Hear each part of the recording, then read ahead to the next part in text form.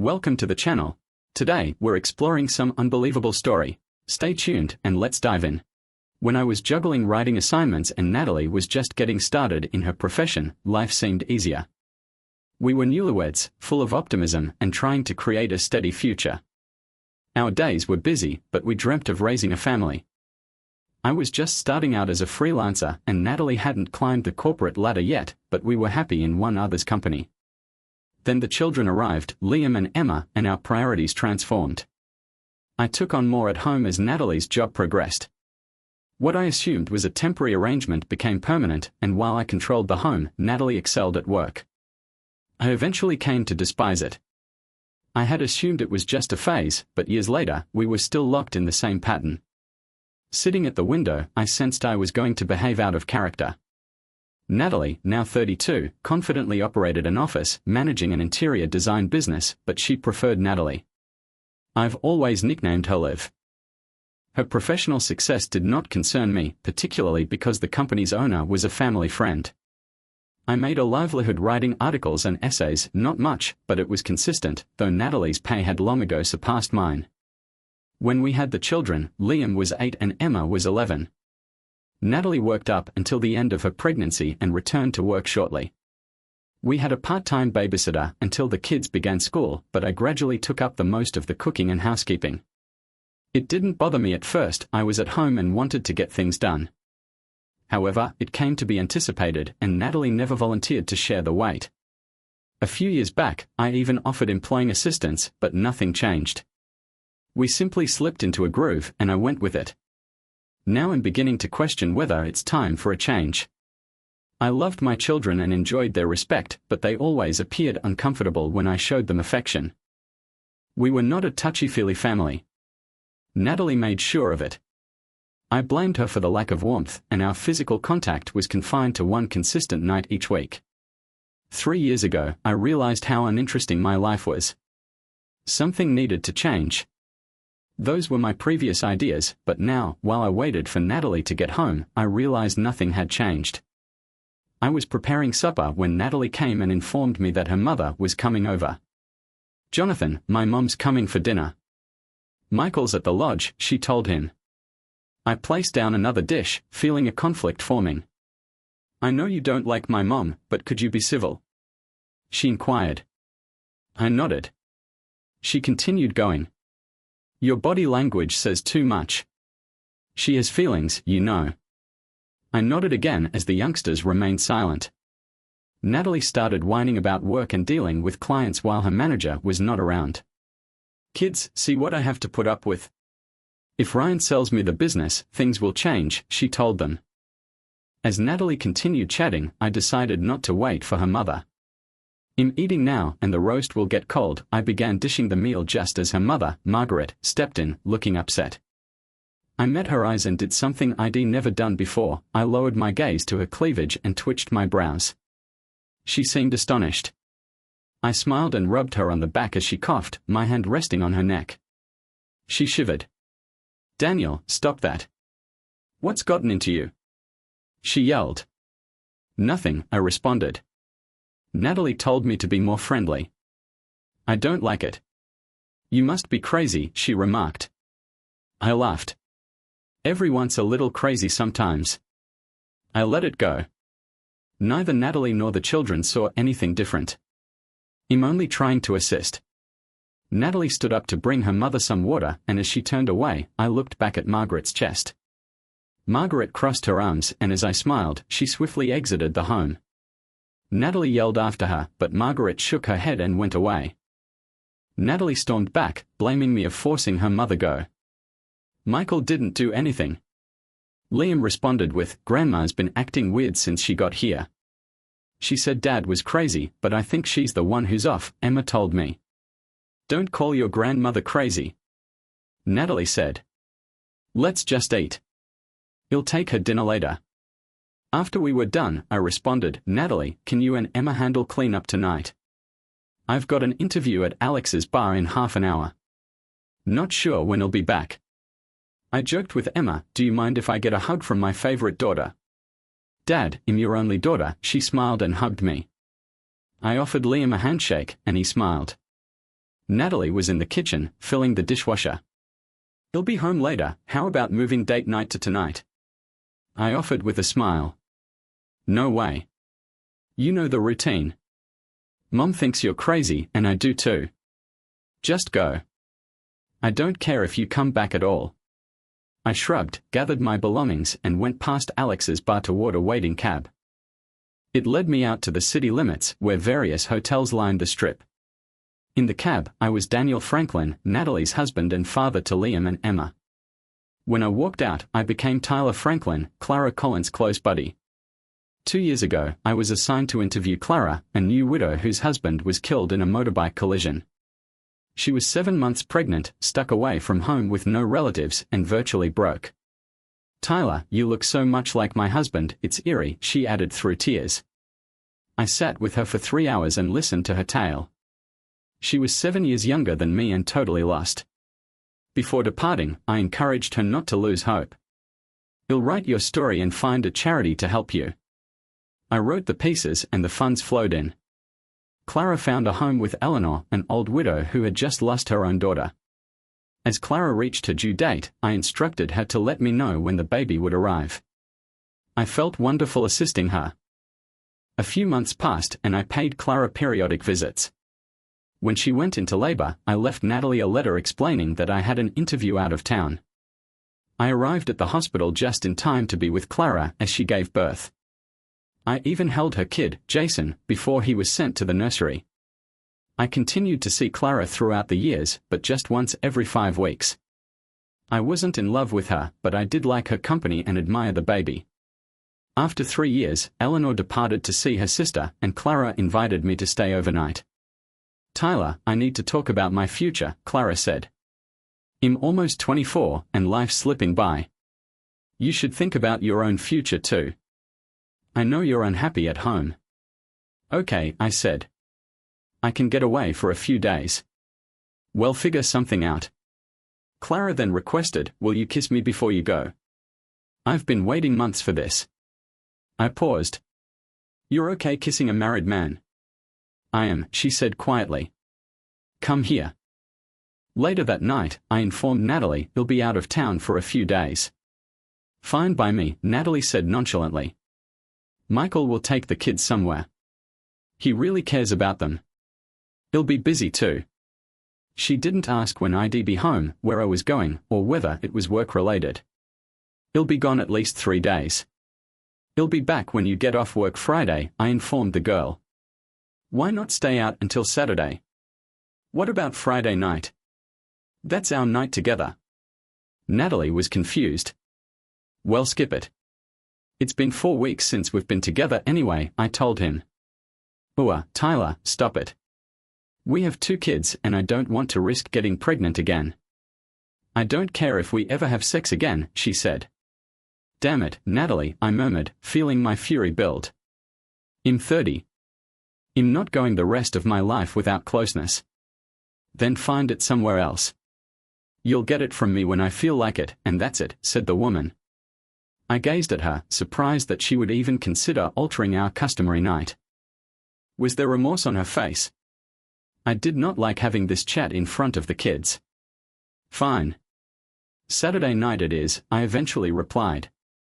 "He'll be home in the afternoon and maybe take you to dinner. The kids can come too." "No, Michael is taking the kids, you can take me out, and we'll discuss it later," she answered, ignoring the subject. I left to meet Clara. Tuesday afternoon, I arrived later than expected. Clara welcomed me enthusiastically, looking quite different from Natalie, more happy and full of energy. As we came down to supper, I inquired, "Does Eleanor know I'm staying?" "Yes, she does," Clara smiled, but I could feel her shame. "She told me to give you whatever you want." The evening proceeded as predicted.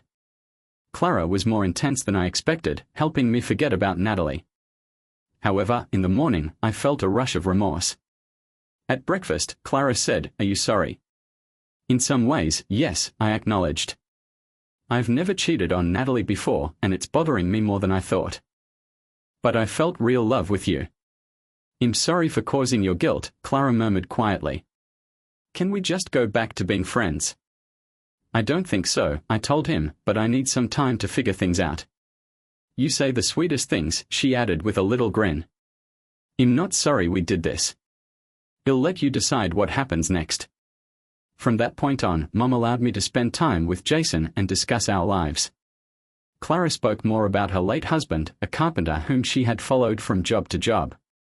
She still retained his old vehicle, which was hardly driven. We walked to the shop, and I told her more about my relationship with Natalie. Clara wasn't bashful in her response. If we end up in a relationship, you'll have to step up as a partner. No demands, but no holding back either. I'm working on it, I said, smiling. I'm here, aren't I? She stopped before saying, you know you'll need to settle things with Natalie. I'm sure you're thinking about divorce. I've thought about it, I acknowledged. But I have no grounds. Are you sure? She said, lifting her eyebrows. No woman treats you the way she does without something going on. I weighed the possibility of her cheating and answered, but maybe you're right. Talk to her, she urged. Maybe it can be fixed. And what about us? I replied, looking into her eyes. Doesn't this mean anything? It means a lot, she said gently. But it's not enough to break up your marriage. 1 month later, everything changed. After returning from my 3-day excursion, I hired a private investigator. 3 days later, I received images of Natalie with another guy. I couldn't see his face, but the proof was obvious. I suppose I won't miss our Friday night rendezvous after all. Natalie was issued divorce papers at work that Friday. Natalie arrived home that evening and accused me of having a midlife crisis, but she didn't seem too concerned about receiving divorce papers. I didn't reveal the investigator's findings because I wanted to save it for any prospective divorce troubles. Surprisingly, Natalie accepted my demands without a struggle. I had 2 children I adored, but I was going knowing they would be looked after by Natalie's father and my parents. Visitation would be permitted, but I knew it would not be sufficient. I'd saved a significant amount of money and had several intriguing fiction pieces on my laptop. An editor informed me my writing would sell, so I decided to publish under the name Tyler Franklin and eliminate Daniel completely. Natalie and I split, and I concentrated on my children, Emma and Liam. They handled the separation nicely, most likely because they saw how Natalie treated me. I used my funds to purchase Eleanor's home, where Clara already lived. Everyone thought we were married, but we weren't. Clara's kid, Jason, was born after her husband died, and anybody who saw us may have assumed I was his father. Natalie had custody of my children, and I gave up my portion of the home to avoid paying excessive child support. Natalie sold her home and moved in with her parents. Emma, aged 16, quickly fought with her grandma and mother. Tensions rose when Emma's friend realized that her father was Natalie's boyfriend, prompting Natalie to blame Emma. Emma started to spend more time with my parents, finally moving into my childhood room. Liam, on the other hand, was satisfied to bounce between his 2 sets of grandparents, concentrating on skateboarding tricks as he rode between the homes. Both kids were pleased since my father and Natalie's father were lifetime friends, which provided Liam with a variety of activities. After the divorce, I only saw my kids every other weekend. However, when Natalie began experiencing problems with Emma, I began to pay more visits. I soon started visiting the kids twice a week. Eventually, I recommended Emma move home with my parents, and she asked if Liam could accompany her. I met with Natalie, who unexpectedly agreed to allow both kids live with me. She even offered to pay for assistance, unaware that my financial circumstances had improved as a result of my writing and Clara's developing internet company. She sold paintings via an importer, and her company was thriving. Our new living arrangement worked. I wrote in one room, Clara did her sales in another, and we cared for Jason together. We were not a typical relationship, but rather friends with benefits. We didn't share a bed until we felt like it, and then we went back to our own rooms, content with the arrangement for now. I hadn't informed my family about living with a woman, but that had to change when I decided Emma and Liam would join me. The Wednesday before school ended, I went to see my parents and informed them, as well as the kids, about my new home. Richard came when I was explaining, so he also found out. This Sunday, I'm having a cookout so you can see where Emma and Liam will live, I told you. Richard inquired, should I invite Margaret? I don't think she'd care, I said. No need to mention it. Richard laughed. That's fine with me. Mom inquired, what can I bring? Maybe a pie or cake, I offered. Okay, well, come early to help set up. Not necessary, I answered. Everything's ready. I use the patio all the time. After that, I said, Mom, can you start calling me Tyler? I've dropped the name Daniel. Dad said, about time. I've always hated that name. Why did you name me Daniel then? I was wondering. Ask your mother, Dad said. Mom groaned, saying that they had a great Uncle Daniel who had helped them when they were in need and made them vow to name their next boy after him. He's dead now, so the name can be too, she informed me. We also spoke about my brother, Jason, who served in the military. Mom informed me that Natalie had been communicating with him, which astonished me. It discovered out that he had been coming town often, staying with Margaret and Richard and even spending time with Natalie. Emma gently agreed, I knew he was here recently. I think it's awful what Mom and Uncle Jason are doing to you, she added, but I wasn't supposed to say anything. I left feeling conflicted. When I went home, Clara could sense something was wrong. I clarified, it's nothing really. I just found out Natalie was cheating on me with my brother for longer than I thought. I've invited my family over for a cookout on Sunday. Emma and Liam will be staying here for good. Later, I recalled the images from the private investigator. Looking attentively, I recognized it was Jason in the images with Natalie, identifiable by an old scar on his back. That explained why the divorce was so simple. They wanted to keep their romance private. Natalie's and my parents most certainly knew. I wasn't sure how to deal with this information after my divorce. I didn't want to alienate my parents or make my children dislike their mother, but knowing that my brother had deceived me left me furious and ashamed. Natalie had also been unfaithful to him, according to Emma's revelations about her prior relationships. Clara approached me in my room that night and offered to chat. I told her everything, how Emma and Liam were moving in and how I learned about Natalie and my brother. I feel humiliated and I don't know how I'll act when I see him again, I said. Clara told me, don't do anything drastic. It would hurt your family. Focus on moving forward. She was correct. Despite the difficulty, I realized I needed to concentrate on my children and put the past behind. Clara then snuggled closer, softening the atmosphere. You know what happens when you suggest cuddling, don't you? I said, smiling. I do, she responded jokingly. Clara had a soothing effect on me, particularly when my thoughts were racing. Her warmth helped me forget my problems that night. The following morning, I was thrilled for my family to meet Clara. After Jason was born, she worked hard to regain her form, and she now looked wonderful with groomed hair, carrying herself with an elegance I had never seen before. Clara saw me gazing as I sat with my coffee. Tyler, you're looking right through me. What's on your mind? She inquired, amused. Just thinking about you, I responded with a smile. If I asked you something important, would you answer honestly? Of course, she said, fascinated. We've been living together for 3 years and I love Jason like I love Liam and Emma. They'll be moving in soon and I think you'll get along with them. So I was wondering, should we get married? Clara laughed. That's a pretty lukewarm proposal. Can't you do better? I took out a ring. Clara, will you marry me? Her gaze softened. Tyler, you've made me so happy. When were you thinking? Soon. With the kids moving in, it's best to be married before Natalie changes her mind. I bought the ring 5 weeks ago, but now it feels more urgent. Clara shed tears. I would have married you any time. I've loved you since before Jason was born. Great, let's get the license next week. I'll ask Liam to be my best man, I told him. Clara grinned. And if Emma likes me, I'll ask her to be my maid of honor. It'll make them feel welcome. That Sunday, I set up the patio for the family barbecue. I was concerned since I had not informed them about Clara and Jason. Around lunchtime, Mom came and instantly questioned, who's the child? That's Jason Collins. He and his mom live here with me. You'll meet Clara inside, I told her. Mom was not delighted, but she went inside. Liam and Emma welcomed me cordially and quickly began playing with Jason in the yard. My dad arrived next and I welcomed him. "I thought you lived alone," he inquired.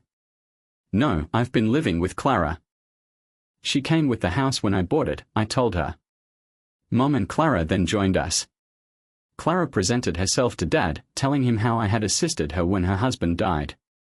Dad was startled to hear about my great writing profession since he had lately read about me. As we were getting ready to eat, Mom announced that someone else was coming. "Yes, Richard Hale, your father-in-law," she said, using my previous name. I smiled and corrected her. "It's Tyler now." Mom giggled and agreed, indicating that she was still upset that I had kept Clara a secret but was warming up to her. I went to get beverages and overheard Clara say to my parents, "This is the first time I've heard Tyler brag about his writing." Hearing Clara's remarks provided me unexpected delight. Liam and I pulled out the cooler of beverages and Jason, ever inquisitive, chose a bottle of ale. Clara let him sample it, knowing he would dislike it. After just one taste, Jason spit it out and raced to me, weeping. I calmed him down and directed him to grab the dustpan to clean up. Just then, Richard and Margaret came. I welcomed them and Margaret seemed more reticent than usual. I introduced Clara and Jason to them. Margaret seemed relieved when Clara said that Jason was not my son and that I had abandoned the name Daniel. Margaret had even said, "Thank God, my daughter hated that name," and I think she started to hate him too. Clara grinned at me, and I knew we were off to a good start. Then I made my announcement, "I've asked Clara to marry me, and I want Liam to be my best man." Clara responded, "He'll ask Emma to be my maid of honor," which made Emma happy. We discussed the upcoming wedding, which is 4 weeks away, and everyone sounded supportive. It was my first genuine chat with Margaret in years, and she appeared more pleasant. Perhaps seeing Liam and Emma happy made her feel better. While I made hamburgers, the kids played with Jason, who soon became sleepy. Emma volunteered to carry him upstairs to bed, which allowed me to think on how happy my children seemed. I hadn't seen them so joyful in a long time. Clara later discussed her firm, telling how she began with only $100 and grew it into a thriving operation. Everyone was pleased with her achievement. With a smile, she taunted, "Tyler's slow sometimes." I didn't think he'd ever make a move on me. I justified myself, claiming that Clara had recently lost her husband when we met, and I didn't want to push her. When I eventually made a move, I felt guilty. I did not want to feel as if I was replacing one lady with another. Clara smiled warmly and said, "Tyler may be slow, but he is thorough." I knew he would always be there for me. I knew she was thinking about how Liam and Emma would feel. As I looked at her, I saw tears gathering in her eyes. "Tyler," she said me, "I understand you more as time goes on. That's why I said yes when you asked me to marry you." Clara smiled, cementing the moment with warmth and thanks from everyone around her. For a short while, I pondered on how different Clara's affection felt from Natalie's. Clara's stare at me was sincere and heartfelt. Blushing, I turned my attention to where I did my writing, feeling pleased and eager to impress Liam, Emma, and maybe Margaret. Margaret had always seemed to look down on me, but tonight she had been unexpectedly nice. Margaret normally avoided me when I saw the kids after the divorce, but she appeared more open and welcoming today. It was time for the grandparents to depart, and after a few tears and embraces, they drove away. My children waited on the driveway, watching them drive away, before returning inside. Jason awoke suddenly, restless from his slumber. When he spotted Liam and Emma, his attitude immediately altered as he realized they were here to stay. Emma took over, offering to help Jason with lunch, while Liam, unwilling to assist with bathroom duty, remained with Clara to learn about her company. Later, we all walked upstairs to get Liam and Emma settled into their rooms. As we readied the beds, Emma said, "Don't you sleep with Clara?" I stated that I hadn't wanted to till we were married. Emma said frankly, "You should. Mom and Uncle Jason don't hesitate, and she brings other men home too." I was surprised, and Emma said that Natalie had threatened to disown them if they informed me. I pondered the new knowledge calmly, knowing that things had changed. Natalie was no longer my wife, and I had my children living with me. I still had to deal with my brother Jason, but that was a struggle for another day. After lunch, Clara demonstrated how her web company operated, dazzling everyone with her accomplishment. She recounted how she began tiny and worked her way up, with a little support from me. She laughed about how sluggish I was to make a move, but I justified myself, saying I wanted to respect her grief process after her husband died. I eventually opened myself to her, and everything came into place. On Wednesday, the ladies went dress shopping, so I took Liam to acquire a suit for the wedding. When we returned, we saw a huge Harley-Davidson parked in the driveway. The guy identified himself as Nathan Stein, Clara's stepbrother. He said that he had been in difficulty and had lately been released, and he was now attempting to restore his life. Nathan hadn't seen Clara in a while and wanted to ensure she was with a respectable guy. I asked him to stay until she returned, and we spoke about his background, particularly when he used to ride with Clara and her late husband, Luke. Nathan claimed he was difficult to find employment but wanted to return to the bike industry. I offered him to attend our wedding, but he declined, claiming he didn't have anything appropriate to wear. I offered to help him acquire some new clothing, assuring him he could retain his leather vest since it was who he was. I knew Clara would be happy to see her brother again. When Nathan finally stood up, I recognized how tall he was, 65 and towering above me. I thought, wow, Clara lucked out. We got to town before the ladies arrived. Nathan was anxious to find work, so I handed him a letter for my friend and sent him off, leaving his new clothing in my old room. Liam wanted to ride out on the bike with him, but I declined since it was too soon. When the ladies returned, Clara was overjoyed with her wedding gown. Liam informed Emma about Nathan, and I overheard him add, "Maybe we can ride motorcycles once we know him better." After everyone had departed, I informed Clara that Nathan would be staying for the wedding. She was overjoyed and leaped into my arms. She asked where he was, and I answered that he was out searching for employment but would return shortly. Later, when Jason fell asleep in my arms, we heard Nathan's Harley roll into the driveway, and Liam, concerned, inquired if he had not gotten the job. I reassured him and asked Clara to invite Nathan in, knowing he must be hungry. I watched from the window as Clara and Nathan reunited, exchanging a brief kiss on the cheek. Clara wiped away happy tears as they came inside together. Nathan shook my hand and thanked me for the job lead, saying Greg had hired him after a long interview. He added that my note was what secured the job, and he was determined to prove me right about him. We gave him food, but Nathan rejected the beer, saying that he no longer drank. Liam, as usual, inquired about prison life, and I chastised him, but Nathan insisted it was all right to respond. Nathan indicated that his stature protected him in jail, but the true penalty was losing his independence. He recalled the daily routine, being imprisoned in a tiny place, and the insulting treatment he received from guards. He got through it by not challenging the system and focusing on getting out. Emma, who had been silently listening, eventually questioned, "Why did you go to prison?" Nathan agreed and added, "I'm not a bad person, but all inmates say that." Luke, Clara's first husband, was my closest buddy, and we were members of a gang. Clara stood out from the other ladies because she was both nice and caring. One night, 4 inebriated men encircled her and Luke, attempting to harm her. I came in the midst of the battle, as Luke was losing. I interfered, severely injuring 2 of them. Unfortunately, one of them was connected to the local district attorney, so I served 6 years in jail.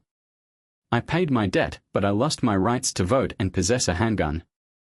Nathan proceeded, expressing his joy at Clara's remarriage, despite the fact that he was unaware of Jason until that day. He was delighted to meet me and my family and vowed to be a part of their life. After a moment, he said, chuckling, "I guess I talk a lot. Does this address your question, Liam?" Liam nodded, humbled, "Yeah, it does." Clara smiled and said, "Nathan, you sound more educated than I remember." Nathan described how a former teacher in the prison library assisted him in learning and obtaining a motorcycle repair manual, which gave him the confidence to apply for the bike shop job. He also discussed the difficulties of reintegrating into society, admitting that many former inmates face closed doors, which can lead them back into crime. I reassured him, "With your attitude, I doubt that'll happen to you." Nathan grinned and said, "Thanks. People like you can help avoid this." Nathan moved the subject to me, asking about my life, and I related my narrative while Clara filled in the specifics. He listened closely, even when Emma highlighted the difficulties that led to my divorce, which made him a little uncomfortable. Later, when we walked outside, Nathan observed the ancient barn on the property and inquired about it. The barn? I asked, surprised. Yeah, I could fix it up, live in the loft, and even convert the stable into a repair business. I don't want to hang out at your house all the time, he stated. I glanced at the barn and nodded, go ahead. He'll give you the money to get started, and maybe Liam will learn something valuable. Nathan smiled. Deal. That night, after the kids had gone to bed, Clara and I lay chatting. You treat my brother just as well as you treat me, she whispered quietly. I'm so proud of you, I said. He is a decent guy. I owe him for saving me and Luke back then, Clara muttered. You're helping me pay off that debt. I love you, I said her, hugging her close. No more than I love you, she said softly. Later, I asked Nathan if he wanted to work Monday, but reminded him to take Clara for a ride in the evening when it was cool, and Liam and Emma would take turns on the bike as well. I was more excited about this marriage than my previous one, knowing it would bring me true happiness. On Wednesday, Emma even begged Nathan to accompany her to surprise her grandparents. Natalie phoned that evening, upset because Emma was riding a motorbike. Who is the biker? She demanded. That's Nathan Stein, my future brother-in-law. I am getting married this Saturday, I stated. Why didn't you tell me about this? She snapped. It's none of your business, I responded, attempting to remain cool. Emma and Liam are in the wedding, and Clara is the bride. Natalie continued her charges, alleging Clara was looking for a sugar daddy. I shut her down, explaining that I'd known Clara for 4 years and that we'd only been together after the divorce. She sought to investigate Nathan's position, and I cautioned her to avoid him. Natalie said, you can't control my life. I reminded her, we're divorced. The talk ended quickly when I pointed out that even though the kids were aware of her lifestyle, they still loved Mom, and I would ensure that they continued to care for her.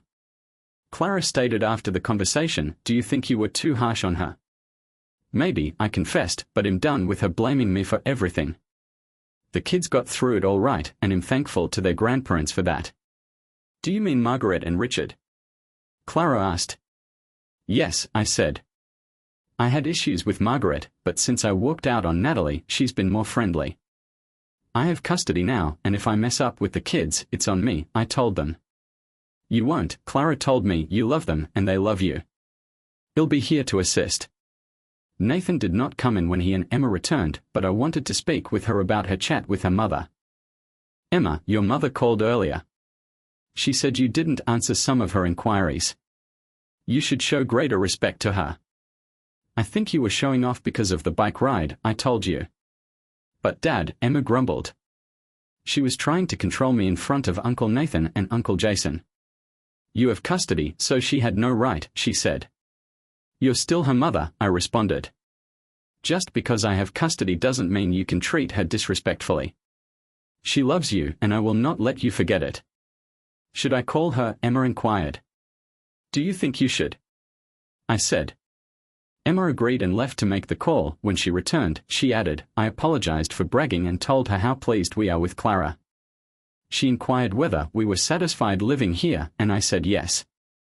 I believe she still loves you. I know she does. Thank you for phoning her, Emma.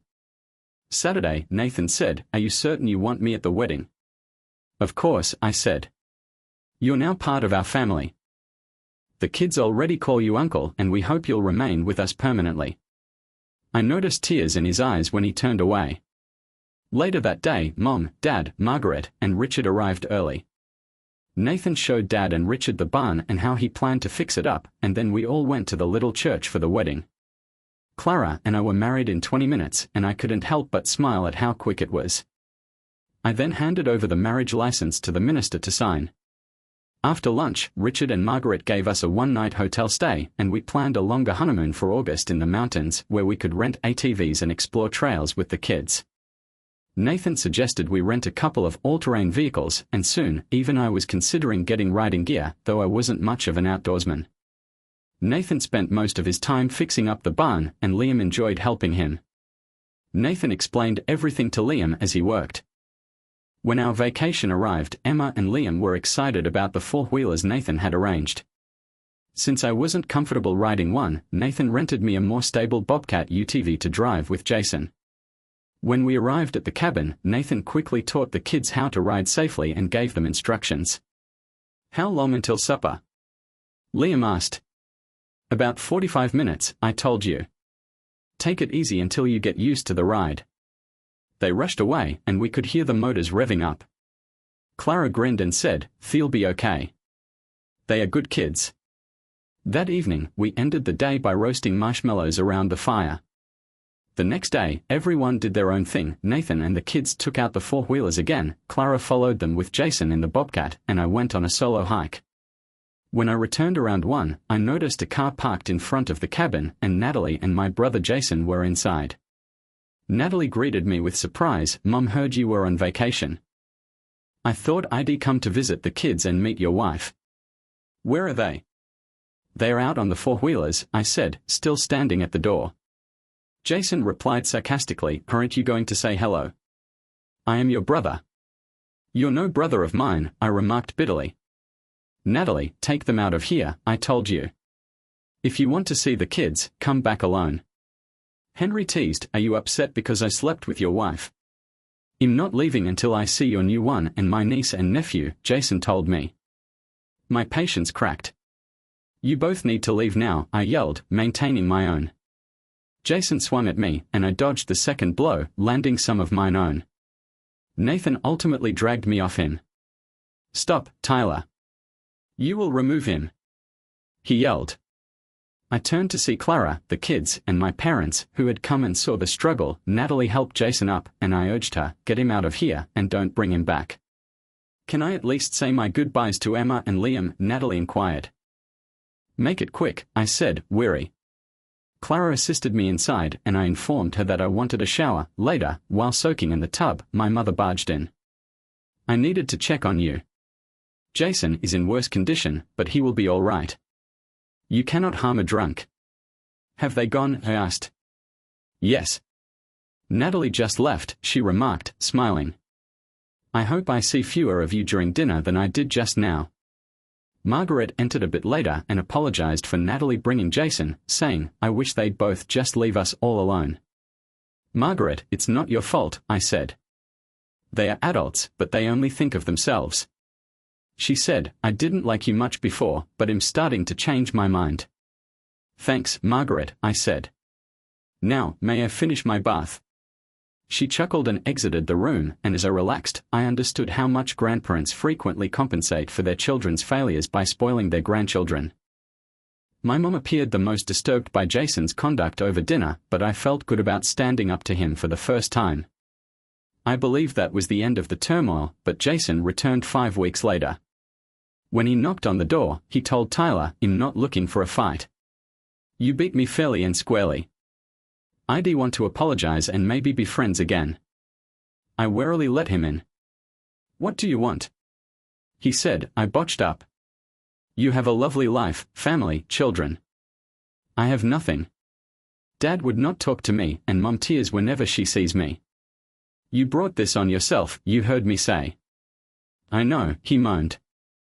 I offered him coffee, and as we sat down, I couldn't hold back any longer. "Jason, you humiliated me." "How did this start?" He moved uneasily. "It started years ago when you were away on a mission. I was home on leave and I flirted with Natalie. She didn't stop me, in fact, she encouraged it. I thought if you couldn't keep her satisfied, she was fair game." My fists clenched under the table, but I stayed quiet. Every time I was home, I slept with Natalie. At first, I felt guilty, but that faded. "I'm sorry, Tyler. Truly. I'm also sorry for Mom. She won't let me stay at home anymore, and it hurts." "Are you going to marry Natalie?" I inquired, feeling strangely relieved. "God, no," he said hastily. "She's been cheating on me with a bunch of other men. Margaret has barred me from her house, and Natalie kicked me out before I could leave. Honestly, I don't miss her." "I know the feeling," I acknowledged, reclining back. "It's mostly relief." Tyler said more, "I don't want anything to do with you either, but I hope you can make it up to Mom someday." "I'm trying," he confessed, his voice cracking. I've got plans. You'll get your wish. I'm leaving soon. Can I say goodbye to Emma and Liam tonight? I thought about it and eventually agreed. You can come by. They used to look up to you when you were in the army. I did too, but you've broken Mum's heart. Jason nodded. Thanks, Tyler. I'm trying to get my life together. I'll find an unattached woman and make her happy. You might find happiness too, I replied more softly. Later that evening, when Jason stopped by, I let him see the kids. After a few minutes with them, he returned to the kitchen. You've got great kids, Tyler. I envy you, Jason added. I regret causing so much of the mess. I'm leaving tonight, and I don't know if I'll be back. Thanks for letting me apologize and see them. We shook hands as he went. Regardless, I knew I'd miss him and hoped he'd return as a better guy. Natalie's life did not improve. Following the owner's death, the business where she worked as a manager changed hands and his daughter sacked her. She got employment managing a Quickmart, but she also lost that position. She eventually moved back in with Margaret and Richard. We didn't see her frequently, but I made sure the kids did. They went to visit her, but she was not home, so they spent time with Margaret and Richard instead. Natalie never made any financial contributions, but it didn't matter. Clara and I were doing okay.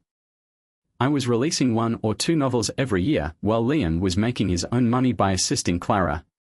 Emma finished at the top of her class and went on to study journalism at State University. Clara and I were both proud of the kids. Jason was a delight, always making everyone laugh. Clara gave birth to twin daughters, Bethany and Selena, who were promptly dubbed Beth and Sale. Emma departed for university the following year. Nathan also discovered happiness. He met a lovely lady and they had a kid. He moved out of the barn and purchased a cottage near his workplace, and we couldn't be happier for him. Thanksgiving was held at my place during Emma's 3rd year of university. Mom issued an announcement. I've been in touch with Jason. It's been almost 6 years since we've seen him, and he wants to visit during Christmas. I already told him he's welcome. Where has he been living? I inquired. I'm not sure, but he said he's only 3 hours away. He offered to stay in a motel, but I told him that was silly. His old room is still available. It's strange he hasn't contacted us before now, I said. I thought he might have died. He said no, but stayed away until he could come back in a way that would make us proud. He plans to ask Tyler for forgiveness. I remember Jason apologizing to me before leaving town, but I was doubtful of his return. Margaret phoned on Saturday, interrupting that notion. Tyler, Natalie is in the hospital. She'll recover, but she tried to take her life. You're saying she attempted suicide? I was confused. Yes.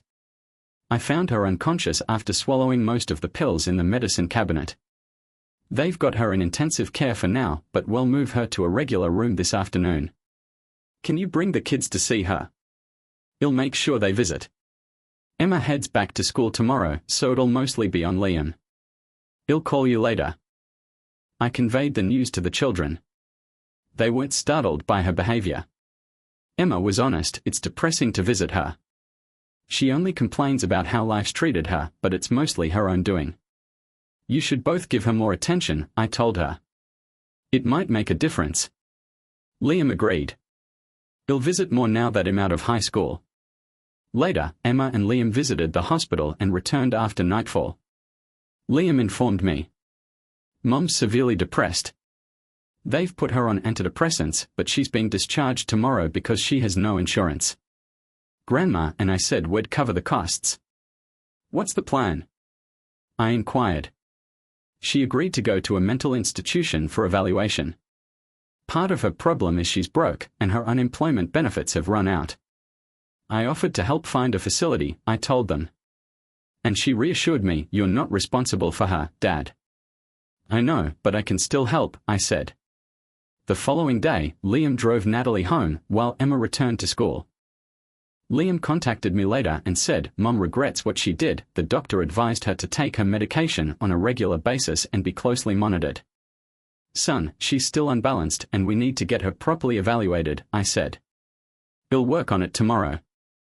I discovered a state organization that provides therapy for persons in Natalie's predicament, and fortunately, they had a bed available. Liam and Margaret drove Natalie to the facility the following day. Natalie, 39, had no work, no house, and no money. This was an opportunity to provide her the assistance she needed. 3 weeks later, Liam got Natalie's assessment report.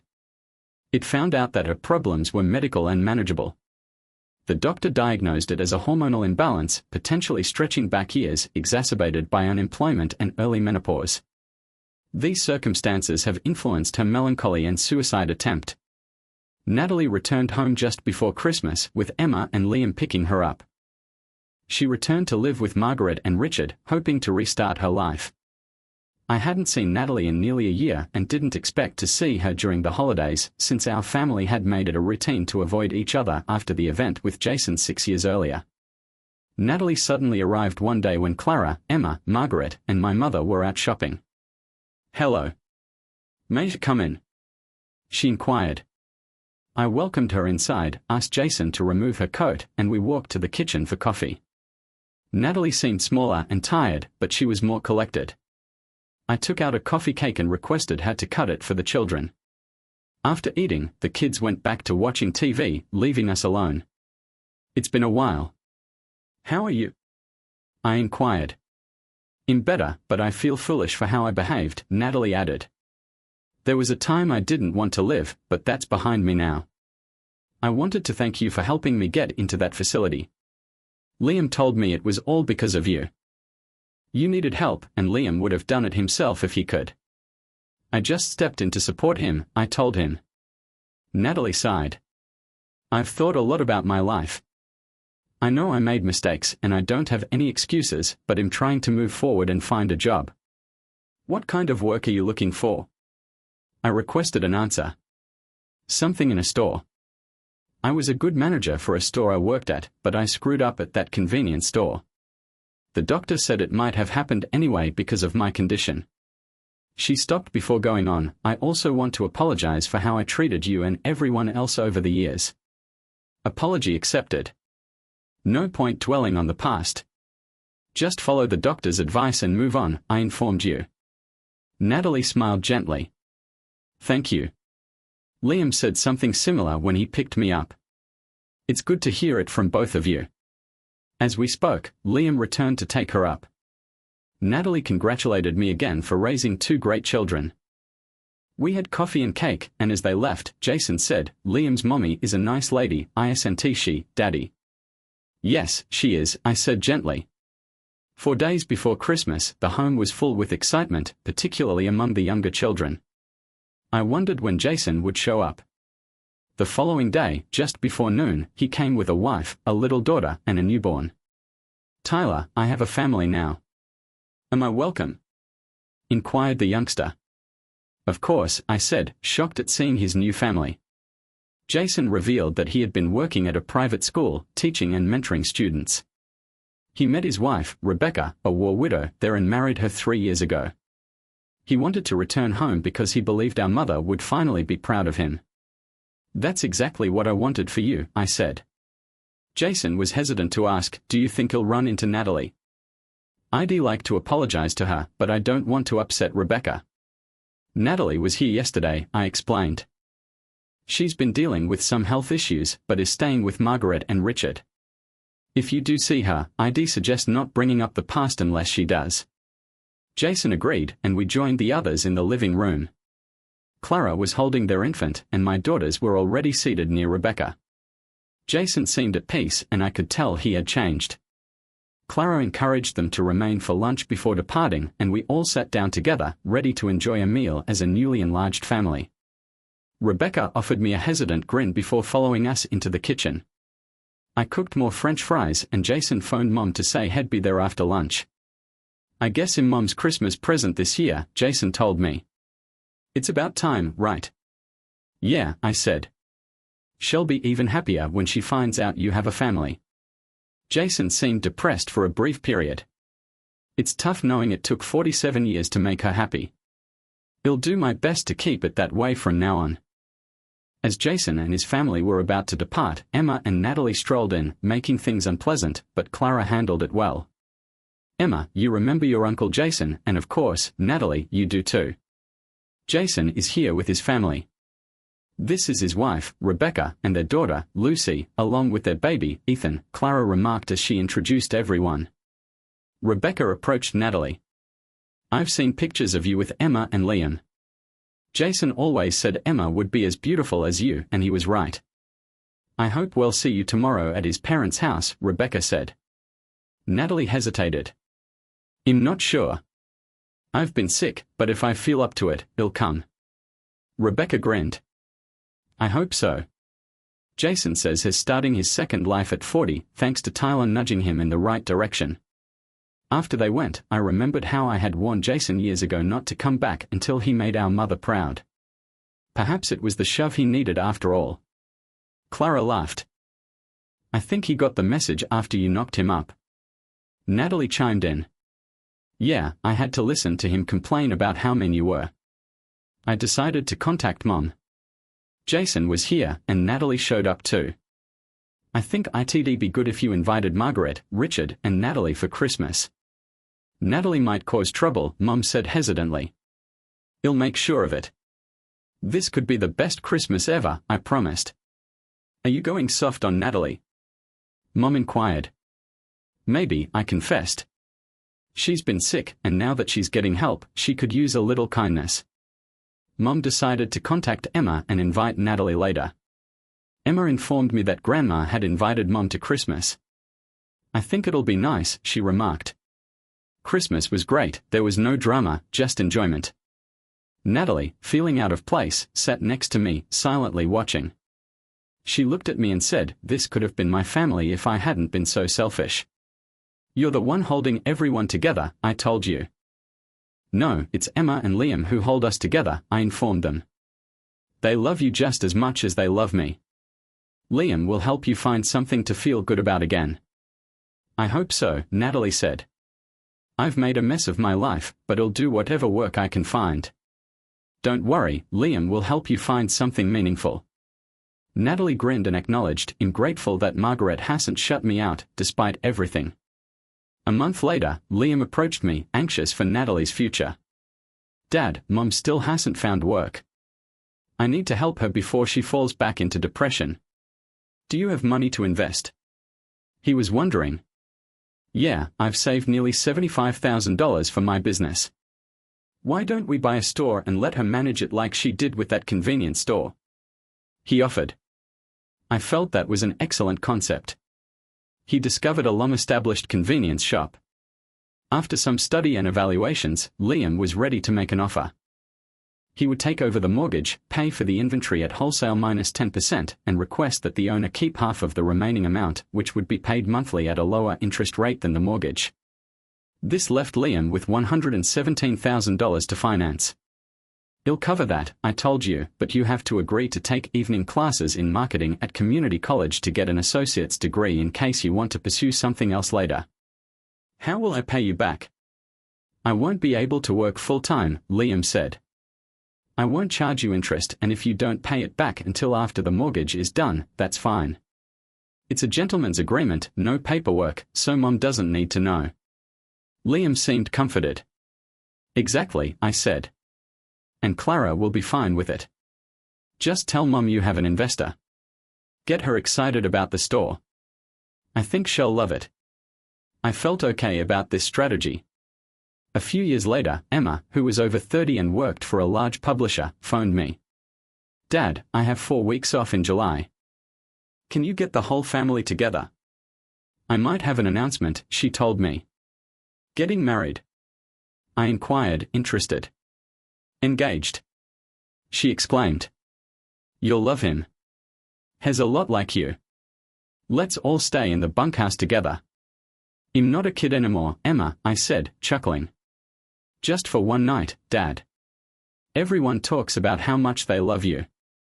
You're the most important person in the family, she told him. I was moved by her remarks and decided to arrange the meeting. First, I contacted Liam, who now runs Anderson's Market. This is great. He'll announce my engagement too. It's a secret for now, but can you invite Mum? It would mean a lot to her, he told me. I phoned Natalie to invite her. She said, can I bring a special friend? Of course, I said. Bring him and his kids. They'll fit right in. Her speech was filled with passion. Thank you, Tyler. I'm so happy. I made further calls inviting Jason and his family, my parents and Natalie's parents. Everyone was delighted and I felt good about how far I'd gone from those early years of unhappiness. Now everything felt fine. Thank you for watching. Do you believe the characters find happiness? Let us know in the comments and remember to like and subscribe.